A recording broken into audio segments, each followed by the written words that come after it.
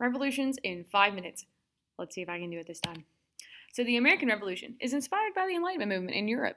Complaints over taxation without representation. Everybody in America should know that, but I never know about our education system at this point.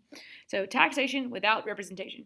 They're originally a protest. They did not actually have a desire to leave England, they just wanted equal rights. They wanted representation, and England was like, heck no, stop sending me messages. So, they were like, hey, what if we rebel? And they were like, sweet. So they said a rebellion was necessary, but they needed help, which means they needed to be seen as an independent country.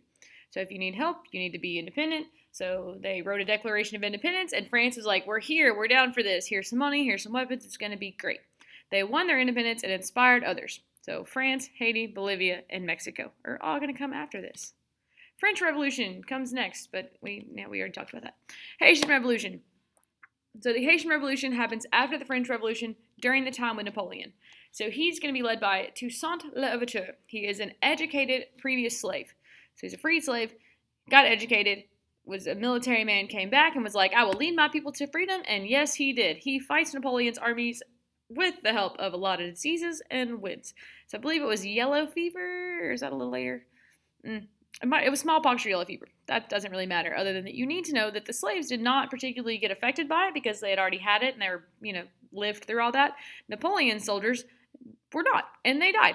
So they died, got helped out by that. The slaves rebelled again and again and again. They just wouldn't stop. Napoleon had bigger problems in Europe, so he decided to lose, and he encouraged him to sell Louisiana Purchase, which was really good for us. So yeah, basically, like, Napoleon cut his losses in the New World and was like, I'm out. And this is considered the only successful slave rebellion in history. So, woo, way to go, Haiti. I'm not sure it was super successful, if I'm really honest about it, because they didn't plan anything afterwards. Like, it's a revolution, but there was nothing that was resolved. Like, they just kicked the French out and were excited and then just kind of lived there. So it's still a second world country. It's not exceptionally advanced because there's not really a plan there.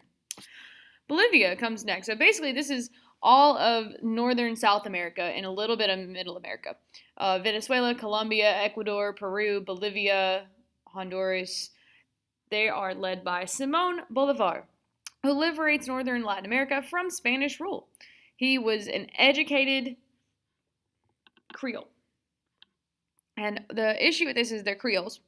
They're in a exceptionally rigid class structure. I can't say this stuff. Like, it's a little crazy. It's got like so many layers to it. There's pictures about it and everything else. Like, you had to have like everybody's actual family history to understand what they would have been called and how much respect they needed.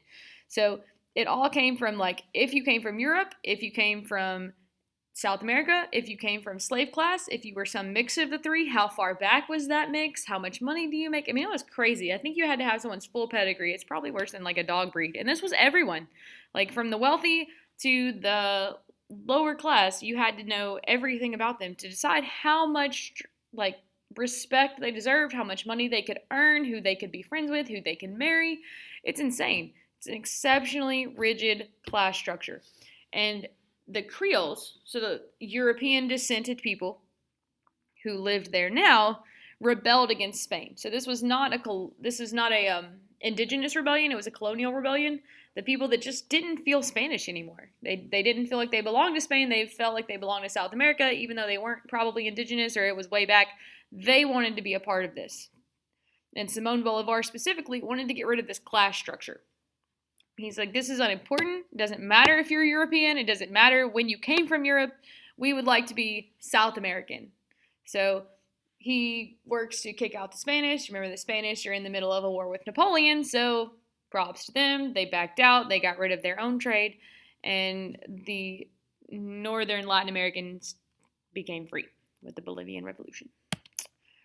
Mexican Revolution is in the same vein. It's a little later, but it still looks at all the success of other people, and they were like, hey, this is freaking awesome. Let's go. So this is led by Father Miguel Hidalgo, and he wants to remove the Spanish colonizers and replace them with a similar structure of wealthy citizens, usually of European heritage. So this is it's the same idea as Simón Bolívar. Like, he wants to get rid of this rigid class structure, and he wants to replace it with the wealthy people instead of the European people. So it really didn't change much for anybody except for they weren't paying taxes to Spain, they were paying taxes to the wealthy citizens. So it pretty much just leads to more rebellions in the future. Spain or Mexico has not really ever been very stable because nothing changes with the revolutions because they just keep putting in more people that are only out for themselves. There's not a plan for democracy so much as there's a plan for an oligarchy, which is whoever is most powerful gets to have the most wealth and the most say in the government. So you get another group of powerful people who just overthrow the current government so that they can be the current government and get taxes to get more powerful until another powerful group comes along and does the same thing to them. So it mostly just inspires more and more rebellions. Results of the Latin American revolutions. These focus on outing the colonizers from the land, but still have the governments favoring people of European heritage, white people. Inspired the Monroe Doctrine. So we'll come back to this later, but it inspires the Monroe Doctrine that said Latin America must remain free of foreign influence for America's peace and safety.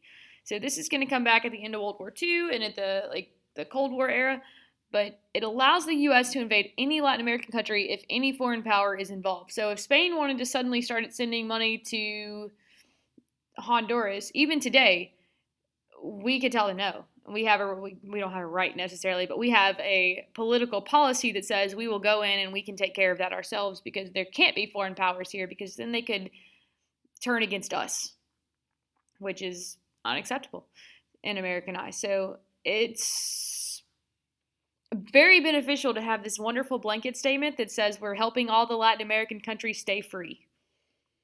The only other thing really to come from this is you need to understand that America and France came from taxation without representation. They were tired of the government taxing them.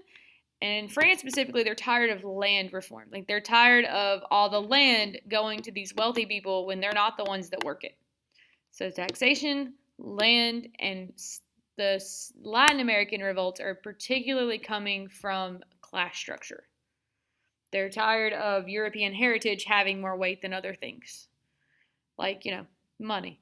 So that's what it is. America and France are taxation without representation. France has this particular goal of land reform, and the Latin American revolutions particularly come from changing the social class structures. So if you can know those things, you understand the revolutions.